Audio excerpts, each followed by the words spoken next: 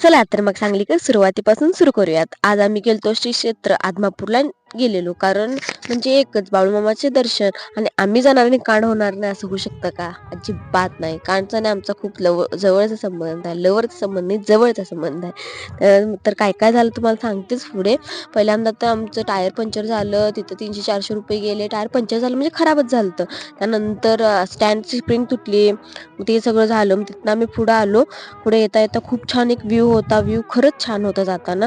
मग बाळूमामाला चाललेलं, बाळूमामाची मेंढरांचं दर्शन झालं. त्यानंतर देवस्थानी पोहोचलो आणि तिथं जे कॉईन उभा करतात, माझा का कॉईन उभा झाला नाही, सो मी तिथं मातीत टाकून आलो, म्हणजे मातीत उभा करून आलो.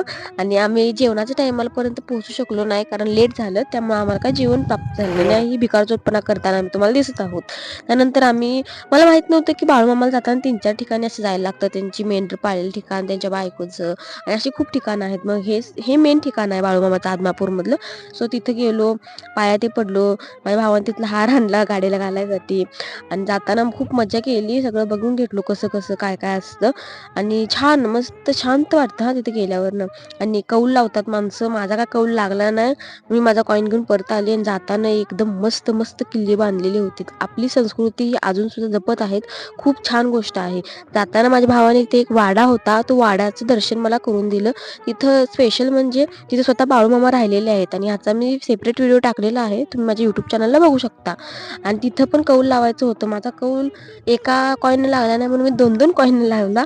आणि डागडुजी केलेली होती मस्तपैकी त्या ह्याची. आणि इथं सगळे एरोप्लेनचं मॉडेल बघत आहेत, पण मी त्याच्या खाली बांधलेली मसरं बघत होते, कारण मी वैष्णवी आहे. त्यानंतर जाताना खरंच छान व्ह्यू होता. नंतर आम्ही आमच्या कुलस्वामीला भेटण्यासाठी गेलो. वर डोंगरावर आहेत ते, तिथे त्यांचा आशीर्वाद घेतला. आणि त्यानंतर घरला जायला निघालो.